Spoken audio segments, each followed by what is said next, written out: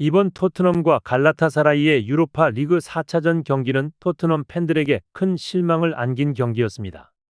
터키 이스탄불 레프 스타디움에서 열린 이번 경기는 갈라타사라이가 초반부터 토트넘의 수비 라인을 강하게 압박하며 주도권을 가져갔고, 토트넘은 압박을 견디지 못하고 흔들리며 연이어 실점을 허용하는 모습을 보였습니다. 경기의 유일한 빛이었던 손흥민의 활약이 있었지만, 팀 전체적으로는 전반적으로 조직력이 무너지고 수비에서 허점을 드러내면서 아쉬운 패배를 기록했습니다. 경기 전부터 토트넘의 선발 라인업에 대해 팬들과 전문가들의 우려가 있었습니다. 이번 시즌 원정 경기에서 부진한 토트넘은 갈라타사라이를 상대로 원정 승률을 개선하기 위해 반드시 승리가 필요했지만, 선발로 나선 선수들이 기대에 미치지 못했습니다. 메디슨과 클루셉스키 대신 유망주인 베리와 비수마가 중원에 배치되었고, 최전방 원톱 자리에는 경험이 부족한 랭크가 선발로 출전하면서 경기에 대한 우려가 커졌습니다.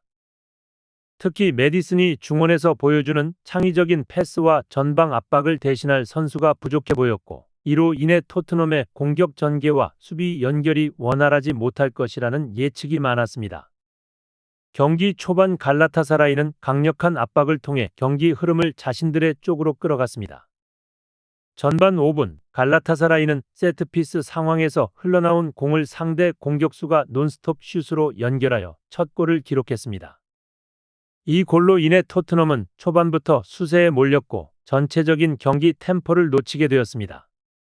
이 장면을 지켜본 팬들은 골키퍼가 막아야 할 슛을 허용했다며 아쉬움을 표했고, 팀의 전체적인 사기가 초반부터 꺾였습니다. 이후 토트넘은 강한 압박을 받으면서 중원에서 실수가 연달아 발생했으며, 특히 유망주 베리바리는 상대의 압박을 견디지 못하고 종종 불안정한 패스를 시도하며 팀을 위기로 몰아넣었습니다. 이런 실수들은 갈라타사라이가 경기를 지배하는 데 큰 도움을 주었고, 토트넘의 흐름을 끊어내는 데 일조했습니다. 토트넘은 이런 어려운 상황 속에서도 손흥민의 개인적인 역량을 통해 반격의 기회를 잡았습니다. 전반 18분경 손흥민에게 공이 연결되었고, 그는 상대 수비를 벗겨내며 공을 몰고 전진했습니다. 그의 날카로운 돌파를 저지하기 위해 갈라타사라이의 수비는 손을 써서 파울을 범할 수밖에 없었습니다. 이 상황에서 심판은 어드밴티지를 선언하며 경기를 이어갔고, 그레이가 공을 받아 중앙으로 크로스를 연결했습니다. 이어 존슨이 논스톱으로 컷백을 시도하며 랭크가 득점에 성공, 토트넘이 동점골을 만들어냈습니다.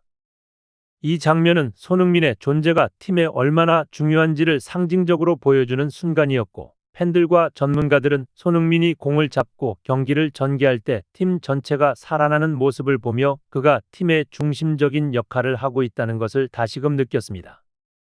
그러나 기쁨은 잠시였고, 토트넘의 수비진은 곧 다시 집중력을 잃고 실수를 범하게 되었습니다.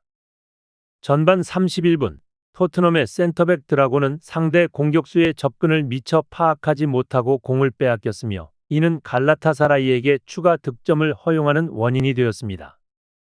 이 장면을 본 전문가들은 드라고의 수비 실수가 초보적인 수준의 실수라며 강하게 비판했고, 팀 전체에 악영향을 미쳤다고 분석했습니다.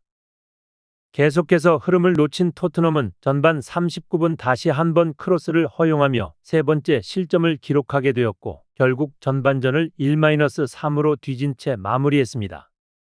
이러한 상황에서 전문가들은 메디슨이 중원에서 수비적인 기여를 하지 못한 것이 큰 문제라고 지적했습니다.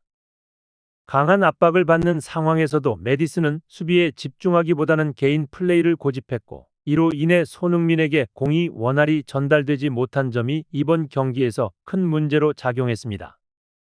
후반전이 시작되면서 포스테코글루 감독은 손흥민을 교체하고 메디슨에게 주장 완장을 넘기며 팀의 리더 역할을 맡겼습니다. 이는 주말 리그 경기를 대비한 조치였지만, 손흥민이 빠지자마자 팀의 조직력이 급격히 무너지는 모습이 연출되었습니다. 메디슨은 주장으로서 리더십을 발휘하지 못했고, 팀의 분위기를 잡지 못했습니다. 특히 랭크는 후반 60분경 흥분한 상태에서 연달아 파울을 범하며 퇴장당했고, 이는 팀 전체에 악영향을 끼쳤습니다. 전문가들은 메디슨이 주장으로서 젊은 선수들의 흥분을 진정시키고 팀을 이끄는 리더십이 부족하다고 지적했습니다. 포스테코글루 감독은 메디슨을 교체하고 솔랑케와 클루셉스키, 벤탄쿠르를 투입하며 분위기 반전을 시도했습니다.